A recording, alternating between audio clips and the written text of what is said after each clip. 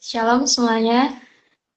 Perkenalkan nama saya Esther Renata Sari Borus Manungkalit.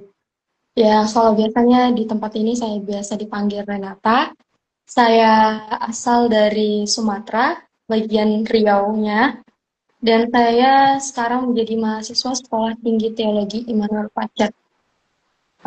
Untuk semesternya semester 3. Mungkin itu saja yang bisa saya sampaikan. Oke, mantap. Salam kenal Renata. Silakan Aldo. Ya, halo semuanya. Perkenalkan, nama aku Aldori. Aku saat ini berdomisili di Solo, melayani juga di Yayasan Bada Sabda. Mantap. Halo semuanya. Perkenalkan namaku Santi Titi. Terus domisiliku di Solo, pelayanan di Sabda. Kesehariannya juga jadi ibu rumah tangga. Dan juga pelayanan di Sabda. Salam kenal. Oke, salam kenal juga aku, teman-teman, aku Ray, yang sudah biasa menemani teman-teman ya, jadi host di Sabda Youth ini. Oke, kalau kita sudah berkenalan dengan kita masing-masing, saatnya kita berkenalan dengan acara kita, Sabda Youth, karena siapa tahu teman-teman di rumah baru pertama kali join atau pertama kali nonton live Instagram Sabda Youth. Jadi Sabda Youth adalah acara ngobrol bareng, diskusi bareng, dari Yayasan Lembaga Sabda yang memanfaatkan platform Instagram tentunya, yang akan ngebahas topik-topik yang relate dengan anak-anak muda ataupun yang jarang dibahas di kalangan anak muda. Itu sesuai dengan visi kami, yaitu mempersiapkan anak-anak muda untuk menjalankan panggilan Allah bagi generasinya. Itu sekilas tentang Sabda Youth, teman-teman. Enjoy. Kiranya teman-teman yang nonton ya, aku tidak bisa sapa satu persatu karena nggak semuanya kelihatan di aku siapa aja yang join. Intinya selamat datang teman-teman semuanya. Boleh juga teman-teman absen namanya dan juga domisilinya juga ya untuk menyapa kita semuanya. Karena topik kita malam hari ini yaitu tentang toxic or blessing ya. Apa itu? Tentang rumah tentunya. Kenapa? Karena dinamika rumah kita tuh biasanya beragam ya. Terkadang happy banget, terkadang rumah itu bisa senyaman mungkin, tapi juga terkadang rumah sering sekali membuat kita terluka, kecewa atau segala macamnya ya. Itulah bukti bahwa tidak ada keluarga yang sempurna seperti yang kita bahas minggu lalu ya kan. Dan kitalah yang bisa menjadikan keluarga kita menjadi toxic atau blessing itu ya. Gimana caranya? Mari kita diskusikan bersama-sama malam hari ini bareng teman-temanku yang tadi sudah berkenalan juga.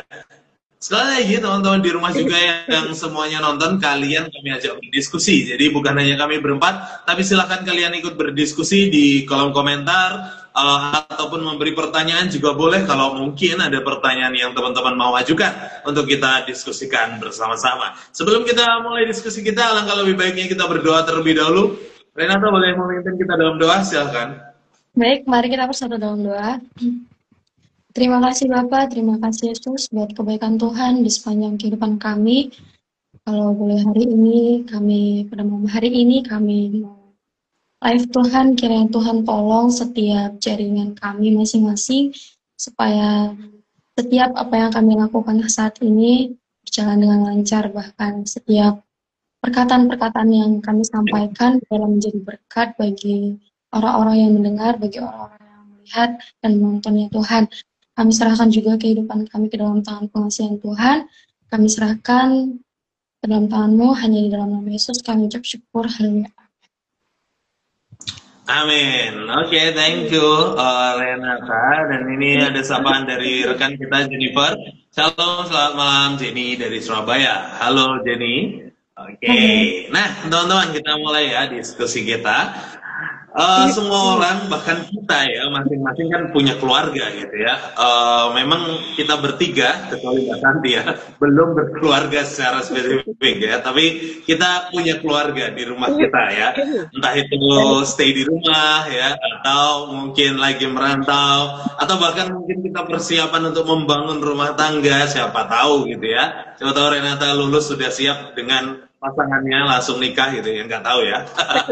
Nah keluarga itu bisa jadi safe place gitu ya. untuk kita curhat, untuk kita apapun lah menuangkan keluh kesah kita, itu jadi tempat yang nyaman. Tapi sering sekali juga keluarga bisa jadi arena stres kita yang bikin overthinking, bikin mungkin kecewa tadi yang sempat aku bilang gitu kan. Kalau kita baca atau lihat berita juga banyak sekali konflik-konflik di dalam keluarga, permasalahan di dalam keluarga sampai kasus dalam keluarga dari yang teringan sampai yang terberat pun ada gitu ya. Tapi lebih daripada itu masih banyak juga keluarga yang harmonis, adem, aman-aman aja gitu ya, dan bahkan sering bikin kangen gitu kan. Nah kalau teman-teman sendiri nih, kalau kalian, kalau kamu masing-masing disuruh menggambarkan keluargamu dengan satu kata aja, kata apa itu dan mengapa kira-kira teman-teman menggunakan kata itu? Silakan. Kalau menurut saya, satu kata buat keluarga itu sangat terlalu singkat ya, Kak. Karena di dalam keluarga itu banyak hal yang sudah kita alami. Kalau kita pikir-pikir memori yang sudah berlalu, ada hal bermacam-macam, baik berbentuk harmonis, baik berbentuk toksik, baik berbentuk hal apapun itu, secara positif dan negatifnya saja, gitu. Namun, di semuanya itu, entah kenapa berbeda-beda responnya. Nah, selain berbeda-beda responnya juga, di situ ketika aku nih, saat orang tuaku dia lagi emosian, kadang aku ikut emosian, tanpa aku sadari itu salah begitu. Nah, ketika aku menjadi orang yang sabar dan orang tuaku emosian, oh ternyata ini solusinya, gitu. Jadi kalau misalnya di dalam keluarga itu, ya banyak hal-hal yang bisa menjadi kenangan, dan bisa suatu hal yang bisa menjadi pedoman, dan suatu hal yang membuat kita, oh ternyata kalau kita sama-sama negatif, campur negatif, hasilnya salah. Intinya kita dari keluarga kita sebagai anak, kita yang sudah mengenal firman Tuhan, kita yang sudah tahu, ayo respon hal yang positif, hal yang negatif untuk menjadi hal yang positif. Gitu. Mantap. Ya, kalau dari aku untuk menggambarkan keluargaku dalam satu kata itu, ya keluargaku itu asik. Ya, asik ini dalam kata asik dengan dunianya masing-masing ya. Jadi keluargaku punya pelayanan masing-masing, kayak bapak sama ibuku punya pelayanan, terus aku juga punya pelayanan, dan adikku juga punya dunianya sendiri. Tapi dari satu sisi bersyukurnya kita nggak melupakan satu sama lain. Kita tetap mendoakan, kita tetap mensupport, dan kita juga tetap berusaha selalu ada lah, menyempatkan waktu sedikit itu untuk saling ingat, saling ada waktu ada untuk satu sama lain itu. Ya, kalau dari aku sih untuk menggambarkan keluarga gitu ya, kalau harus dipaksa nih satu kata, aku ya mikir-mikir apa gitu ya. Cuman ya aku pilih sabar aja gitu ya. Karena ya bukan berarti kami semua itu udah sabar gitu ya, tapi ya masih juga terus berproses untuk jadi orang yang sabar gitu ya. Sabar yang tulus gitu ya. Bukan sabar yang dibuat-buat. Tapi ya mau nggak mau tadi saat Ray bilang ya safe place atau arena stres gitu ya. Aku pikir ya dua-duanya tetap dialamin gitu ya di keluargaku gitu. Jadi ya mau waktu itu ada di zona yang nyaman atau mungkin di itu arena stres ya. Aku pikir sabar itu tetap diperlukan gitu untuk bisa saling ngerti, terus juga untuk bisa apa ya, untuk bisa tetap peduli sih menurut aku. Itu aja. Ya, dariku juga ya teman-teman, dari yang teman-teman sampaikan tadi kan, kayaknya hampir semua keluarga mengalaminya gitu kan, ada yang positif, ada juga yang mungkin negatif. Jadi ada semuanya itu, makanya aku menggambarkan keluarga itu dengan satu kata, yaitu lengkap. Ya, lengkap. Kenapa? Karena ya itu terkadang bisa sangat bersyukur. Ini kayak ada yang ngorok. Iya, suara apa ya? Iya. Kenapa, Kak? Oke.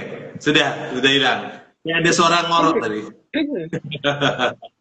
Oke, aku lanjut ya. Lengkap ya, lengkap dalam artian dalam hal keimanan gitu ya, ada juga mungkin saling ketersinggungan juga terjadi. Jadi ya menurutku lengkap aja sih. Itu sih. Ya, Itu kan udah dari satu kata dari keluarga kita nih. Nah, di mana kita kan punya keluarga masing-masing. Kita harus tetap bersyukur toh kita sudah ditempatkan Tuhan di keluarga kita masing-masing. Kalau kita pikir-pikir sejauh ini berapa tahun umur kita ya, kita udah lama juga gitu ya sama keluarga kita. Tapi di sini kita juga banyak mengalami hal yang secara langsung baik ataupun secara langsung nggak baiknya gitu. Tapi kalau aku pikir-pikir sekali lagi, ternyata Tuhan ini bukan Allah yang kayak benar-benar gabut atau iseng gitu. Ternyata di sini aja deh di keluarga yang toksik gitu. Enggak, pastinya Tuhan tuh punya tujuan ya kan. Nah, di tujuan ini Tuhan menempatkan kita sendiri-sendiri. Menurut kakak-kakak nih, menurut kakak-kakak sekalian nih, mengapa Allah itu menempatkan diri kakak-kakak di keluarga kakak? Ya, aku ya. Tapi sebelum jawab pertanyaan ini aku tadi tuh sempat mikir-mikir gitu ya. Sehingga ketika pas aku tadi jawab pertanyaan Ray di awal itu ya, eh, untuk mikirin satu kata gitu untuk keluarga kan aku milih sabar tuh. Sebenarnya aku juga mikir-mikir apa lagi yang bisa aku syukuri gitu di keluargaku gitu kan. Ya ternyata ya memang cukup banyak gitu ya. Bahkan ketika aku berada di arena stres di dalam keluarga gitu pun ternyata masih ada hal yang bisa aku syukuri gitu. Pertama apa? Pertama nggak ada satupun keluargaku yang meninggalkan rumah karena ketika ada masalah gitu. Jadi ya mau nggak mau tetap tetap ternyata ada gitu hal yang bisa disyukuri gitu ya. Ya jadi kalau mau ditarik ke sini lagi sih dengan pertanyaannya ini ya Kak Renata ya. Jadi ya kalau Allah menempatkan aku di keluargaku sekarang, ya aku mikirnya pasti bukan hal yang kebetulan gitu ya. Berarti kan Allah punya rencana gitu buat aku gitu ya. Mau keluargaku di safe place maupun di arena stres di waktu-waktu tertentu ya aku pikir Tuhan pasti ada hal yang mau diajarkan ke aku secara pribadi, tetapi di satu sisi pasti juga aku ini ya harus bisa apa share sesuatu gitu ke keluargaku gitu. Karena kan ya aku percaya kepada Tuhan, sudah jadi anak Tuhan, berarti kan harusnya ada sesuatu yang baik gitu yang mungkin aku bisa berikan ke keluarga aku. Itu sih. Ya, Ya, aku ya. kalau aku Oh ya, udah. Silakan. Oke, kalau aku boleh sharing dikit, sebenarnya awal-awal dulu aku bingung sih, kayak untuk kenapa sih aku ditempatkan di keluarga seperti ini gitu, asik sendiri dengan dunianya sendiri, dengan pelayanan masing-masing. Bahkan aku sebagai anak pun di nomor sekian kan gitu. Pertama masih jemaat dulu, kalau nggak gitu mahasiswa dulu sekarang. Nah, terus aku sebagai anak dan adikku pun juga mempertanyakan, kenapa kok mesti mereka mau kumpul keluarga harus ada mereka tuh sampai mempertanyakan hal demikian. Tapi sampai di satu titik aku bersyukur ternyata Tuhan juga menjawab, oh aku harus pelayanan seperti mereka dan aku juga harus bisa mendapatkan hal-hal yang mereka tanamkan secara nggak langsung melalui apa yang telah mereka lakukan di pelayanan mereka. Di situ menjadi satu titik balik. Ternyata aku hidup ini bukan untuk diriku sendiri, tapi ada hal lain yang Tuhan ingin sampaikan di situ. Ya, kayaknya relate juga lah dengan Aldo ya sebagai anak pendeta gitu. Anak pendeta terkadang apa sih tujuanku gitu ya, dan juga kayaknya sebagai pendeta ya udah pendeta dengan urusannya sendiri, aku belum punya tujuan. Tapi semakin kesini aku semakin yakin bahwa aku punya tujuan yang besar, yaitu meneruskan pelayanan itu sendiri gitu ya. Apa yang sudah dibangun oleh keluargaku dalam hal ini gereja dan pelayanannya, nah, itulah yang aku teruskan gitu ya. Di positif sih aku akhirnya bisa menyadari bahwa aku ditempatkan sebagai penerus gitu ya, pewaris lah gitu ya. Kalau dimaksudkan pewaris dan perintis, aku pewaris. Ya aku memang pewaris gitu ya. Dan ya tetap disyukuri karena Tuhan atur segalanya termasuk dari anak gitu ya. Aku punya kakak-kakak semuanya perempuan dan aku itu ya hal yang kita dari ya oke, aku meneruskan dan itu aku yakin dari Allah sih. Jadi Allah menempatkan aku untuk meneruskan. Ya, benar. Kalau dari aku, hampir sama semua jawaban dari kakak-kakak itu bisa aku rangkum, itu relate banget di aku juga. Tapi kalau aku susun, itu awalannya itu aku seperti Kak Aldo, kayak berpikir kenapa aku ditempatkan ini, dan kenapa mereka harus ada di sini. Terkadang kalau perkumpulan keluarga itu, aku pengennya kayak keluarga inti, tapi kenapa nggak harus keluarga inti dan aku harus melihat keluarga yang lainnya, gitu kan. Nah, tapi di satu sisi lain ada jawabannya. Itu di kakak ini, kalau misalnya Tuhan menempatkan itu ada tujuannya. Nah, kembali lagi jawabannya lagi, pas pula di Kak Re. Karena sebagai penerus, ya kalau misalnya aku nggak terbiasa dengan keadaan yang seperti itu, mungkin aku tidak akan bisa ngomong kayak yang benar-benar enjoy. Karena nggak bisa terbuka begitu dengan teman-teman yang lainnya, dengan sepupu yang lainnya, dengan yang lainnya. Karena aku juga termasuk keluarga pastori begitu ya. Dan gak hanya orang-orang yang di pastori itu aja yang aku temuin, pastinya ada anak-anak youth. Kenapa mereka harus ada? Kenapa yang ini harus ada? Ternyata Tuhan itu menempatkan suatu tujuan. Dimana tujuan itu supaya aku tuh bisa satu menyampaikan firman Tuhan. Kedua, aku belajar ngomong. Ketiga, aku mengambil satu contoh setiap karakter orang masing-masing. Nah, di situ aku sadar ternyata aku menjadi orang yang penerus yang seperti itu dari orang tuaku ke aku. Nah, begitu. Ya, aku ya teman-teman. Menarik ya. Oh sorry, Renata bisa di mute dulu. Sepertinya dari dirimu sih masalah teknis audionya. Oh ya, Ya, sepertinya. Kita coba dulu ya. Sebentar ya, Kak. Mute, jangan off cam. Cukup di mute aja. Oke. Ya. Apa suaranya masih? Oke, kita coba. Suaranya masih berdengung. Ya, aku coba ngomong dulu nanti. Nah iya masih. Di mute dulu coba, bisa nggak? Oke. Ya.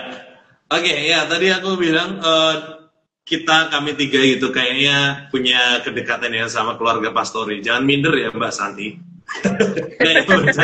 Aman. Nggak, tapi menurutku kan kalau orang lihat keluarga pastori kan kayaknya adem, ayam, wah anaknya baik-baik gitu ya.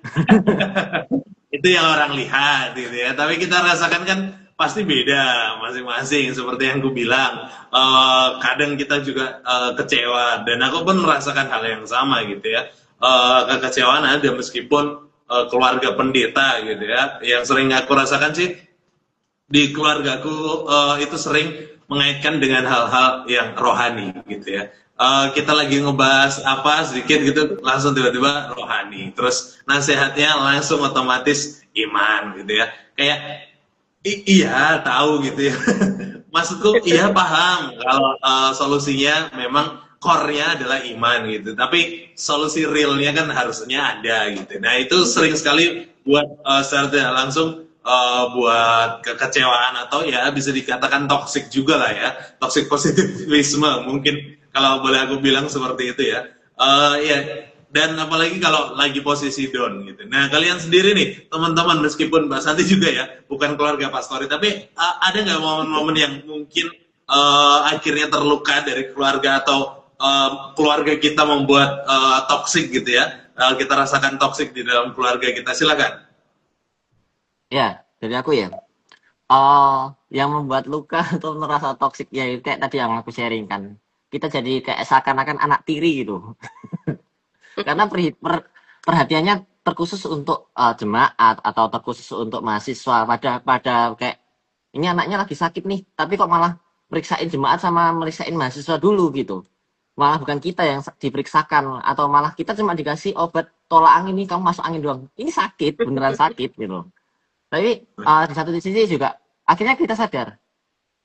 Bahkan kalau diingatkan di ayat-ayat itu kan ada beberapa juga kita harus meninggalkan keluarga kita kan untuk mau melayani Tuhan. Nah, di situ juga ternyata orang tuaku dulu melakukan hal ini ya karena itu konsekuensi ketika mereka mau melayani. Itu yang menjadi mengingatkan kembali gitu. Titik itulah kayak titik balikku yang oh ternyata aku harus kayak gini juga nantinya gitu.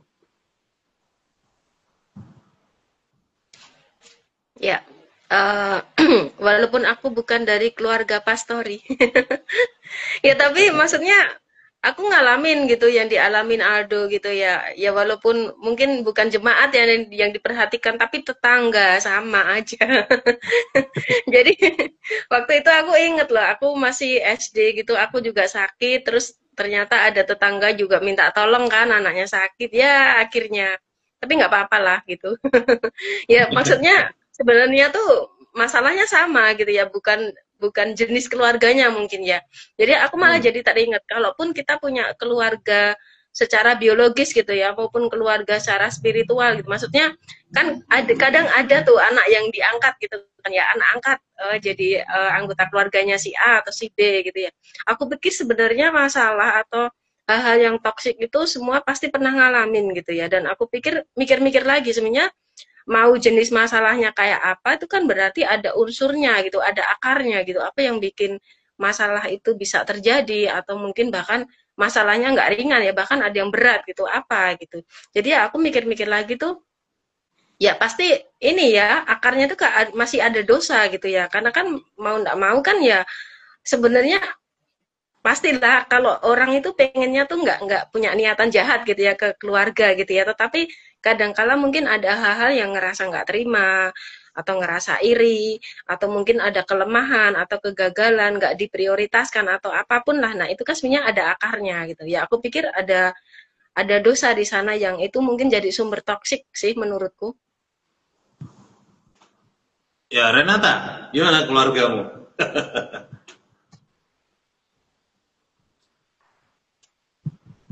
Masih mute, Renata.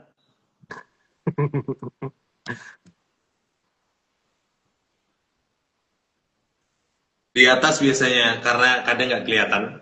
Ditutup aja gini. Biasanya di paling kiri, biasanya.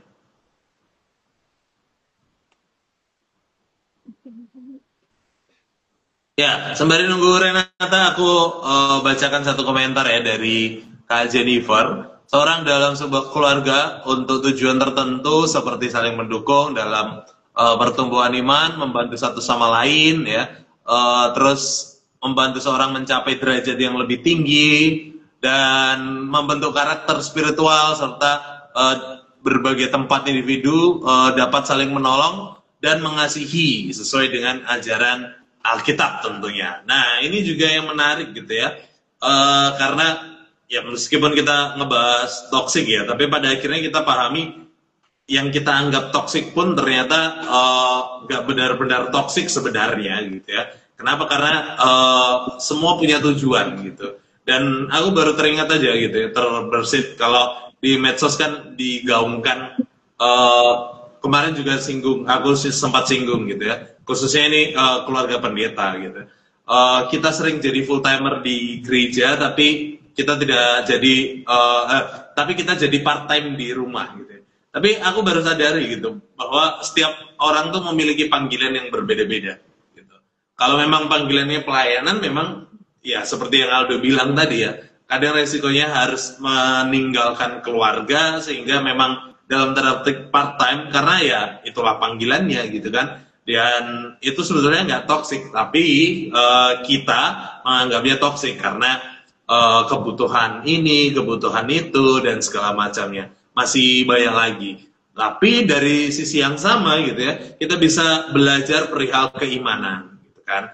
Nah, aku sering sekali di keluarga aku tuh kalau sakit obat tuh hampir bisa dibilang nggak tersentuh. Aku waktu kecil kalau sakit cuman satu gitu ya, doa terus aku suruh teriak, Yesus aku sembuh gitu, Yesus menyembuhkanku, dan ya besoknya sembuh memang. Ya jadi memang yang dianggap toksik tadi, yang kau anggap toksik pun di saat yang bersamaan ternyata itu jadi sesuatu yang blessing banget buatku karena membuatku yakin gitu bahwa aku mengenal Yesus Kristus, mengenal Allah yang sama, yang benar gitu ya. Itu sih tambahan dariku. Ya, aku nambahin dikit ya. Aku setuju ya dengan yang disampaikan Kak Jennifer tadi ya. Maksudnya salah satunya tuh keluarga itu bisa jadi tempat gitu ya untuk pembentukan karakter gitu. Ya, aku sendiri pernah ngalamin sih satu masalah yang aku pikir waktu itu ya, itu cukup cukup menekan aku gitu. Bahkan kadang tuh ngerasa kayak ini beneran enggak sih gitu, apakah akan bisa selesai gitu masalahnya gitu ya. Tetapi ketika ketika banyak banyak berpikir, banyak bergumul gitu tuh memang kecenderungannya sih lihat masalahnya terus gitu ya. Ini kok kayak nggak ada ujung berhentinya gitu, nggak ada batasnya gitu. Tapi semakin lama gitu ya, akhirnya jadi mempertanyakan gitu. Sebenarnya kalau kayak gini terus juga nggak akan selesai gitu. Terus ya aku coba coba tanya sama Tuhan, Tuhan sebenarnya apa yang bisa aku lakuin gitu kan ya. Ya waktu itu sih cukup banyak bergumul dan akhirnya ini ya ada apa? Ada kesadaran gitu, Mbak. Aku pun harus mengampuni gitu. Harus mau mengampuni karena mau nggak mau juga ya aku sendiri butuh diampuni Tuhan dan aku juga perlu gitu ya untuk mengampuni yang lain gitu di anggota keluargaku gitu. Jadi di satu sisi membentuk karakter juga di satu sisi keluarga yang dalam arena stres itu juga bisa menolong kita ingat gitu ya akan Tuhan dan balik lagi ke Tuhan bergantung bahkan tanya ke Tuhan. Kalaupun punya kesadaran untuk tanya ke Tuhan ya aku pikir itu pun juga karena Roh Kudus gitu ya yang menggelitik atau yang menggelisahkan hati kita untuk balik sama Tuhan. Betul. Ya, Renata tadi yang terputus, silakan. Ya, sorry ya Kak. Ya, kalau menurut dari aku ya, soal permasalahan dari keluarga yang aku nggak suka itu adalah ketika keluarga aku itu, aku punya mindset, dan aku pengen diterima. Dan di satu sisi lain, responnya orang tua aku ini berbeda. 90% mereka itu tidak terlalu mendengarkan apa yang aku mau. Lebih suka tuh kayak, kamu kesini, kamu nanti ini, kamu gini, kayak ngatur. Nah, aku adalah tipe orang yang kayak, walaupun aku nggak suka, aku tetap ikutin. Tapi ya, tetap di dalam hati kecil aku nih aku nggak suka. Cuman aku tetap bakalan ikutin gitu.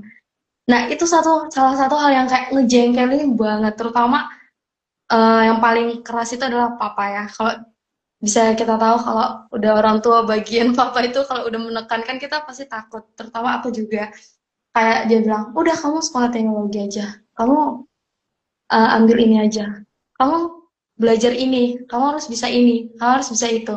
Ya aku bisa, tapi waktu itu di dalam proses itu aku bisa dalam konteks keterpaksaan. Karena ya kejengkelan, karena aku nggak pengen ke teologi, aku nggak pengen jadi guru agama Kristen, aku juga nggak pengen belajar belajar belajar ini, belajar kayak harus apa ya? It's okay menyembah, menyanyi, main musik. Tapi kayak menurut aku kayak untuk didalami sampai sedalam-dalamnya, kayak harus berbahasa roh, harus apa, itu kayak menurut aku nggak usah lah gitu. Ada hal yang lain gitu loh.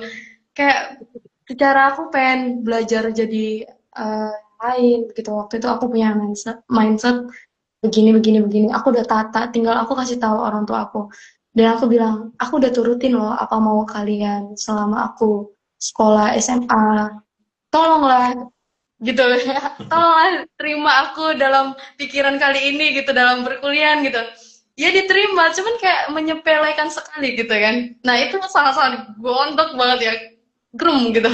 Nah mungkin teman-teman yang nonton pernah ngerasain gimana rasanya pendapat kita nggak diterima orang tua itu sangat-sangat ngeselin gitu. Nah tapi di satu sisi lain seiringnya waktu walaupun sebenarnya ini tidak sesuai ekspektasi yang aku mau, setidaknya buruk gak apa-apa buruk tapi jangan sampai buruk banget dari pikiran aku. Ternyata buruk banget. Di situ aku kayak ya ampun gitu. Tapi seiringnya waktu ketika aku di sini pelayanan, ketika karakterku dilatih, ketika pikiranku dilatih, mindsetku dilatih, ternyata oh yang Tuhan mau tuh seperti ini. Responmu terhadap apapun yang orang tuamu mau, memang itu untuk kebaikanmu. Secara tidak langsung itu adalah bukti cinta kasih mereka begitu. Tapi kembali lagi dari penegasan kita bisa kasih pandangan ke mereka, tapi dengan kata sopan gitu. Ya, nyambung ya dari sharingnya Kak Renata ini. kayak ngerubah keluarga kita yang awalnya kayak gitu terus habis itu sesuai mau kita itu kayak susah banget ya. Tuh, apalagi kalau kita gunain kekuatan kita sendiri terus atau kita bahkan pasti sempat juga nunggu orang-orang rumah ini berubah. Gak ngeh kita maunya kayak gini sebenarnya gitu.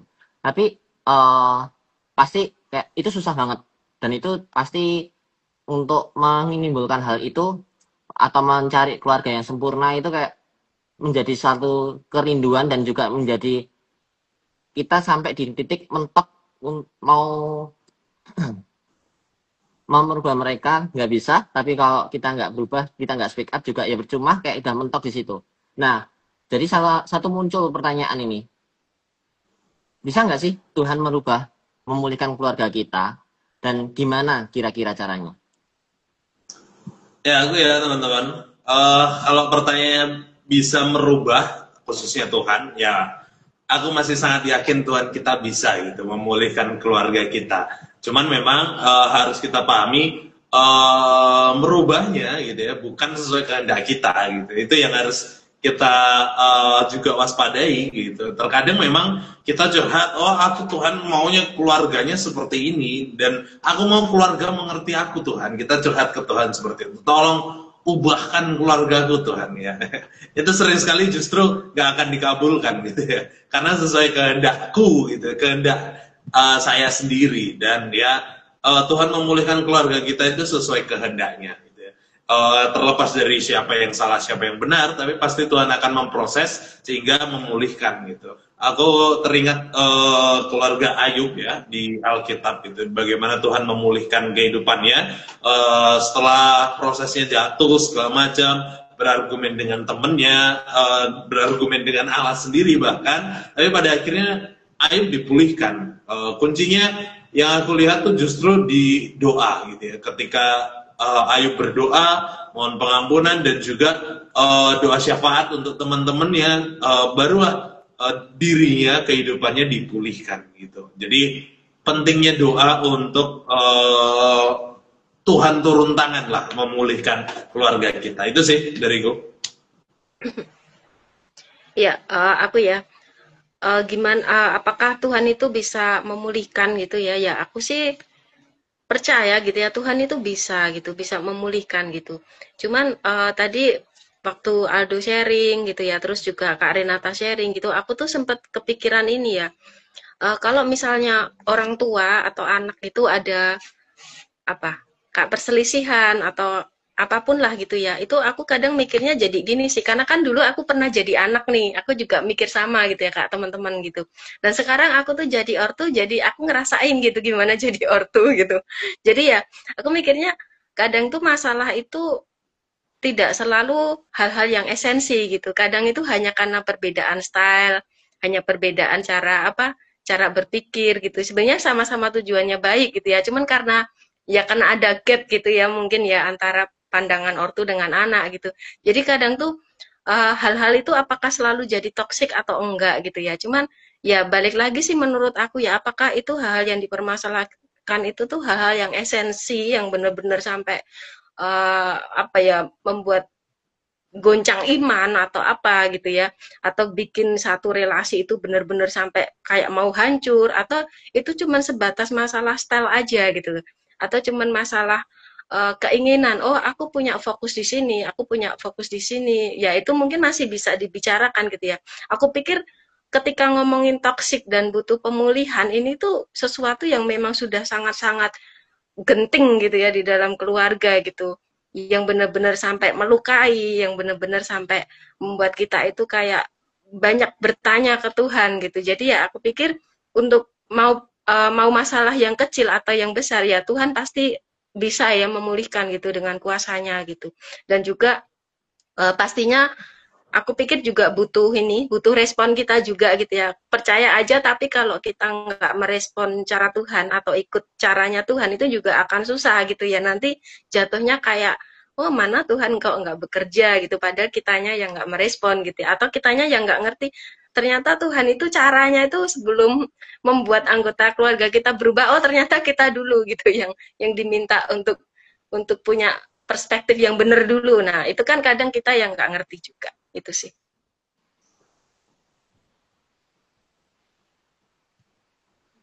Ya, aku ya teman-teman, memang bicara tentang pemulihan tuh kayaknya kita mau keluarga yang sempurna gitu, sehingga kita sering sekali menuntut Tuhan untuk Tuhan segeralah memulihkan gitu ya. Sedangkan tadi yang Mbak Santi bilang tuh sepakat banget gitu ya, bahwa kita sendiri perspektifnya tentang Tuhan masih sering sekali berantakan gitu kan, berantakan, nggak benar-benar memahami siapa Tuhan kita, sehingga yang ada justru bukan keluarga kita pulih, tapi kita kecewa karena kita anggap Tuhan nggak memulihkan gitu, dan itu bahaya banget gitu ya. Jadi harus banget memang perspektif yang benar tentang Tuhan, supaya benar-benar terasa nih pemulihan yang dari Tuhan. Itu sih tambahan dariku. Ya, kalau ngomonginnya gitu, uh, ya pasti bisa lah. Tuhan pasti bisa memulihkan keluarga kita. Cuma ya untuk caranya pasti berbeda-beda. Kayak aku yang disadarkan karena waktu itu aku sakit gitu. Terus habis itu akhirnya setelah aku sakit melihat respon dari keluarga aku, awalnya memang kayak aku sakit hati gitu. Tapi di satu sisi aku juga sadar ketika aku bisa melayani juga di saat yang sama ketika waktu itu ada jemaat yang meninggal, itu aku melayani, uh, di situ aku tersadar, oh ternyata aku, keluarga aku itu melayani seperti ini, dan juga aku harus juga bisa seperti mereka, dan juga di titik itu juga akhirnya aku sadar, yang paling aku sadarkan cara Tuhan untuk memulihkan keluarga aku, untuk memulihkan hubunganku dengan keluarga aku, ya dengan aku bisa melayani bersama dengan mereka itu sih. Betul. Ya, aku ini ya apa setuju gitu yang disampaikan sama Aldo gitu ya. Kadangkala itu dengan melakukan sesuatu bersama dengan anggota keluarga itu aku pikir juga kita itu Kak punya kesempatan yang lebih banyak gitu ya untuk bisa ngerti mereka gitu. Walaupun kadang kita ngerasa nggak ngerti nih ortuku akan ngertiin aku enggak atau gimana. Cuman kita sendiri tuh kadang ngerasa kayak Tuhan tuh kasih kesempatan yang lebih banyak gitu untuk kita itu bisa bisa apa lebih perhatian gitu ke mereka juga. Itu sih. Iya. Renata sepertinya banyak gangguan ya sinyalnya. Saya pakai wifi. Ya, masih kembali yang ke pemulihan itu ya, gimana caranya? Iya, Ya, masih. silakan. Kalau menurut saya tetap berpedoman pada tetap Tuhan itu pasti bisa. Sama kayak kakak-kakak. Cuman kalau gimana caranya? Caranya itu kalau bagi Tuhan sendiri itu nggak ada habis-habisnya cara Tuhan untuk memulihkan dan memperbaiki setiap keluarga kita. Maupun itu kita rasa itu buruk, padahal itu sebenarnya nggak buruk, cuman respon kita aja. Kita nggak sadari. Nah, caranya adalah kita tetap berusaha menjadi orang yang di tengah-tengah keluarga kita itu nggak bosan-bosannya buat omongin hal yang seperti itu. Namun dengan catatan, kita itu nggak bisa emosi-emosian langsung gitu loh. Karena kita terbawa arus emosi. Kayak gitu. Ini nggak paham-paham juga nih orang tua gitu. Kan itu sebenarnya hal yang kayak hal negatif banget sebenarnya. Sehingga apa respon orang tua kita sendiri ya berdampak kayak nih anak begini ya udahlah biarin aja begitu. Nah, kita sebagai anak yang selalu dengar-dengaran terhadap firman Tuhan, yang sudah tahu firman Tuhan, dengan cara apapun yang dari kita sendiri, kita harus tetap terapkan cara itu. Kita anjurkan terus cara itu, hal apa yang menurut kita mengganjal ke orang tua kita, kita sampaikan. Sebelum orang lain yang menyampaikan, begitu. Jadi alangkah lebih baiknya, kita di dalam keluarga ini sendiri, keluarga inti ini sendiri, yang menyampaikannya. Direspon atau tidak diresponnya, tetap itu udah tugas kita. Kita harus tetap kembali lagi, harus kita duluan sebelum orang lain. Jadi menurut aku, dari aku sendiri ya, contohnya orang tua aku, termasuk orang tua aku adalah orang yang dia nggak marah, tapi suaranya tetap tinggi. Nah itu papaku, dia nggak marah tapi suaranya tetap tinggi. Nah aku sebagai anak, aku sudah tahu bahwa papaku itu salah seperti itu. Kalau misalnya dia omong sama orang-orang lain, terutama sama orang yang Jawa banget nih, yang lemah lembutnya, Kalau aku tahu yang ada di sini, yang ada di Jawa ini lemah lembut, pasti mereka merasa tersakiti. Nah, aku sebagai anak, aku akan bilang, Pak, kalau bisa kalau intonasi nada bicara itu agak pelanin lah. Gak enak loh kadang kalau misalnya orang di luar kita, di luar keluarga kita yang mendengarkannya, pasti mereka merasa, ada yang merasa itu adalah suatu bentakan gitu. Nah, jadi kita sebagai anak harus punya mindset tidak ada cara yang habis. Teruslah membuat cara, teruslah anjurkan kepada orang tua kita. Dan percaya dan imani bahwa suatu saat dan suatu hal yang tepat, Tuhan sentuh hati dia untuk mendengarkan setiap momen-momen yang kita sudah sampaikan. Gitu. Oh iya, ternyata waktu dulu-dulu tuh anak aku bilang begini, oh iya bener juga ya. Setelah sekian lama, oh iya bener juga ya gitu. Pasti pasti ada. Kita nggak bisa pungkiri hal itu. Mungkin seiring waktu 1 tahun ini papa ini mama nggak pernah dengar-dengaran ini ya. Gitu kan kita jengkel. Tapi di satu saat ada di mana posisi Tuhan akan apa ya menjelaskan atau kayak apa ya kayak sekilas dari pikiran orang tua kita. Oh iya ya, anakku tuh benar juga ya walaupun bandel tapi ada juga manfaat yang dia sampaikan. Jadi kalau cara itu nggak ada habis-habisnya dari kita sendiri. Usahakanlah gitu. Ya betul.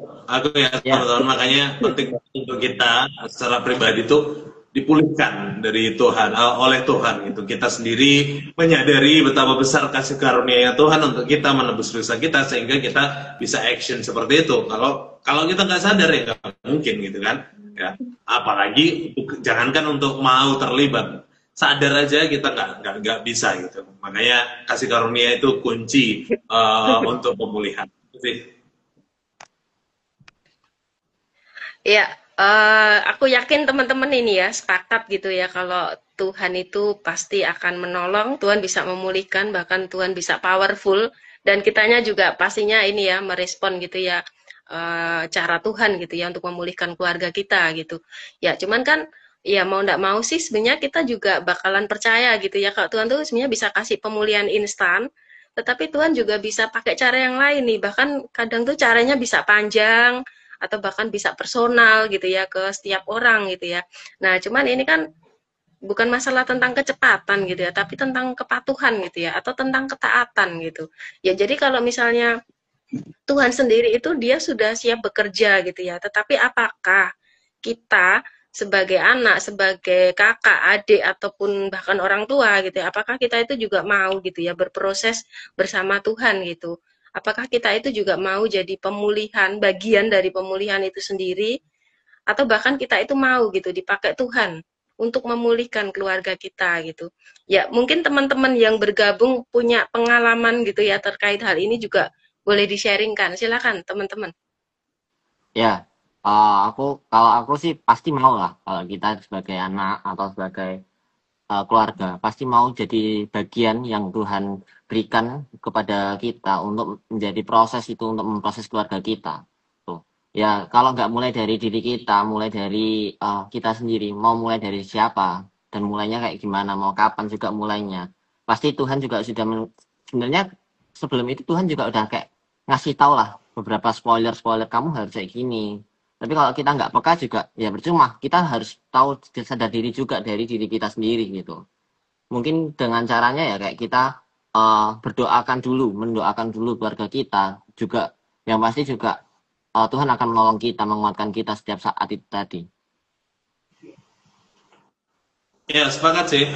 Memang harus mulai dari diri sendiri dan itu juga senada kan yang disampaikan oleh Kak Nani Bentul ya. Mungkin cara mulai dari diri sendiri dan minta pertolongan Tuhan dengan doa. Nah, betul sekali. Dari kita dengan doa sama enjoy lah, menikmati prosesnya. Dan aku ingat banget Yusuf gitu ya. Yusuf ketika dibuang keluarganya, dia menikmati prosesnya, nggak protes, nggak banyak mengeluh juga gitu ya. Bahkan dia dibuang, bukan hanya dibuang, tapi dijual gitu ya. Dijual pun di dalam istana masih diproses ya. Dia menikmati setiap prosesnya hingga akhirnya benar-benar dipulihkan. Bukan hanya dia secara personal, tapi juga keluarganya gitu ya. Kalau kita nikmati prosesnya pasti akan ada jalan keluarnya teman-teman. Ini yang memang sulit ya. banyak sekali orang yang ya kalau bicara soal proses, apalagi dalam jangka waktu yang lama, nggak semua teruji. Tapi ya malam hari ini benar-benar diingatkan gitu untuk kita nikmati setiap prosesnya supaya benar-benar pulih. Itu sih. Ya, aku setuju juga ya dengan teman-teman gitu ya. Mulai dari diri sendiri gitu, terus juga sering mendoakan keluarga kita, bahkan juga mendoakan kita sendiri gitu. Kadang kita malah nggak tahu gitu ya, bisa jadi kita ada hal-hal yang mungkin belum beres juga dengan Tuhan, tapi kita nggak sadar gitu ya. Jadi kita sendiri juga bisa gitu ya, minta Tuhan gitu untuk menolong diri kita juga. Terus juga ini jangan lupa untuk tetap mengasihi gitu ya, apapun keadaan keluarga kita, ya belajar gitu untuk melihat keluarga kita itu bukan sumber masalah gitu ya, tetapi ini adalah berkat Tuhan, ini adalah ciptaan Tuhan juga yang kalaupun ada masalah ya kita sama-sama gitu ya untuk bisa kembali kepada Tuhan gitu. Dan ini sih aku pikir di dalam keluarga juga perlu gitu ya untuk sering-sering bilang kata-kata yang membangun gitu ya, kata-kata yang memberikan dukungan, kata-kata yang baik gitu ya. Aku pikir kata-kata yang membangun itu bisa jika diucapkan dengan tepat gitu ya, pada waktu yang tepat itu sungguh-sungguh bisa menolong anggota keluarga kita gitu. Ya, aku pikir dari hal-hal yang praktis gitu sehari-hari berlatih untuk mencoba gitu ya. Bahkan kalau mungkin sangat-sangat sesak di hati gitu ya karena susah gitu, mau ngomong juga susah, ya cukup dikasih pelukan atau tepukan bahu atau apalah gitu, sesuatu yang tulus yang bisa kita berikan kepada anggota keluarga kita.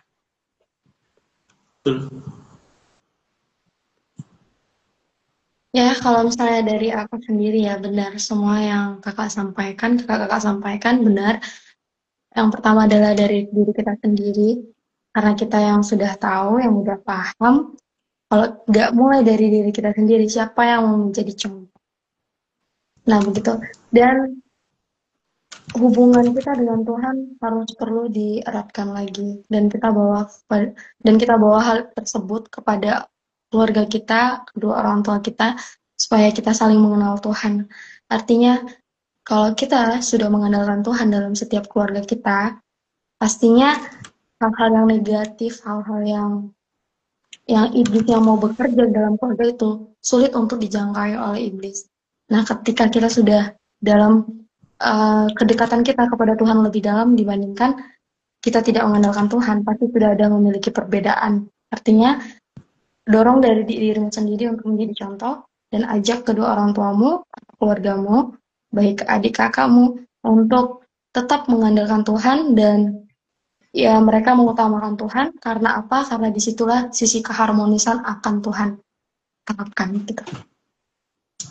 Ya betul sekali, makanya penting banget setiap personil keluarga dan balik lagi ya, dari kita sendiri harus punya kasih yang tulus. Karena dengan kasih itu kita bisa saling mengasihi dengan baik, saling mengampuni juga, nggak sibuk menyalahkan siapa benar, siapa salah. Karena terkadang namanya anak ya, sering sekali, oh bapakku ini yang salah, mamaku ini yang salah, sehingga aku begini begitu ya. Jadi ya nggak usah lah seperti itu, tapi haruslah mengasihi dan mengampuni gitu kan. Toh kalau kita selidiki kita sendiri, pasti kita nemu juga sisi kesalahan kita gitu ya, yang mungkin membuat satu rumah jadi toksik gitu ya. Ada peran kita, peran kesalahan kita. Jadi ya nggak perlu lah cari tahu siapa yang salah, siapa yang benar, tapi ya praktekkan kasih dan pengampunan itu sesegera mungkin, secepat mungkin supaya ya kita menjadi bagian dari pemulihan itu. Gimana menurut kalian? Amin. Setuju. Iya, karena kan mau nggak mau sudah. Gimana, Mbak San? Mau nambahin dikit. Ya, mau nggak mau kan kita sendiri sebagai anak-anak Tuhan kan tahu gitu kan. Ya maksudnya apa ya, hal baik apa yang harus kita lakukan selama kita tahu ya lakukan aja gitu ya dengan tulus, dengan kasih Kristus. Karena kan kita harusnya juga jadi berkat gitu ya bagi keluarga kita. Itu aja sih. Betul. Oke, teman-teman di rumah gimana? Kurang bersuara nih kalian dengan keluarga kalian. Aku harap kurang bersuara karena keluarganya sudah pulih semuanya ya. Amin. Oke, waktu terus berjalan teman-teman. Saatnya kita berpisah mengakhiri diskusi kita. Bersyukur banget banyak berkat yang kita dapat tentunya. Bukan hanya tentang bagaimana keluarga kita masing-masing, tapi terlebih bagaimana Tuhan bisa berkarya dan memulihkan keluarga apapun keadaan keluarga kita. Ya, sebelum kita berpisah, boleh masing-masing dari kalian memberikan closing statement-nya. Dari Aldo dulu, terus Renata, terus aku, nanti Mbak Santi terakhir. Silahkan. Ya, semua keluarga punya ceritanya masing-masing. Yang pasti kita tetap harus selalu andalkan Tuhan dalam setiap langkah keluarga kita. Men. Kalau aku sih, apapun setiap keadaan di dalam keluargamu, tetap merespon dengan baik dan menjadi contoh, serta tetap andalkan Tuhan dalam setiap tindakanmu. Ya, oke, dari G ya teman-teman. Judul kita kan toxic or blessing. Mari kita buang kata toksiknya. Apapun keadaan kita, mulailah kita bless, ya, blessing, memberkati, menjadi berkat juga untuk keluarga kita. Kitalah yang harus mulai gitu ya. Nggak perlu pusing dengan luka-luka, nggak perlu pusing dengan apapun itu yang membuat kita jadi toksik, tapi mulailah dengan blessing itu sendiri yang kita hidupi, kita rasakan sehingga keluarga juga merasakannya. Thank you. Mbak Santi silakan. Ya, apapun keadaan keluargamu, bersyukurlah kepada Tuhan, karena Tuhan menempatkan kamu di keluarga yang tepat, dan Tuhan akan menolong kamu dan keluargamu, gitu ya. Jadi tetap doakan, tetap kasihi keluargamu dengan kasih Kristus. Amin. Amin. Thank you banyak teman-teman, thank you Aldo, thank you Renata, thank you Mbak Santi sudah menemani aku ngobrol malam hari ini, dan thank you teman-teman di rumah juga yang sudah nonton dari awal sampai akhir, bahkan yang memberi komentar, aku ucapkan thank you banyak. Kita masih akan jumpa lagi ya minggu depan di hari yang sama, di jam yang sama, hari Selasa jam 7 malam, di Instagram yang sama, Instagramnya Sabda Resources. Jadi jangan lupa follow dan juga nyalakan lonceng notifikasinya supaya nggak ketinggalan kalau Sabda Youth khususnya itu lagi live ya. Karena minggu depan topik kita yang akan kita bahas adalah faith at home ya. Oke, jangan lupa hadir ya. Jangan lupa juga share juga ke teman-teman kalian, kasih tahu khususnya teman-teman kalian yang mungkin kehilangan rumah ya, atau belum mendapatkan rumah. Ya, supaya kita berdiskusi bersama. Kita akhiri diskusi kita malam hari ini. Kita tutup di dalam doa ya. Aldore boleh menutup kita di dalam doa. Oke, mari kita berdoa. Tuhan Allah kami surga, kami bersyukur Tuhan, kami telah berdiskusi ringan Tuhan terkait toksik dan blessing Tuhan. Biarlah Engkau yang memberkati keluarga kami Tuhan, semua orang yang menonton juga Engkau yang memberkati, Engkau yang menuntun juga keluarga kami agar keluarga kami semua dipulihkan Tuhan. Tuhan, setelah ini kami akan melanjutkan aktivitas kami. Engkau yang mengerjakan, yang membantu juga Tuhan, yang membimbing kami Tuhan. Dan kami berdoa, amin. Amin. Amin. Thank you lagi teman-teman. Thank you juga semuanya. Bye bye. Salam AI for Dan berkati.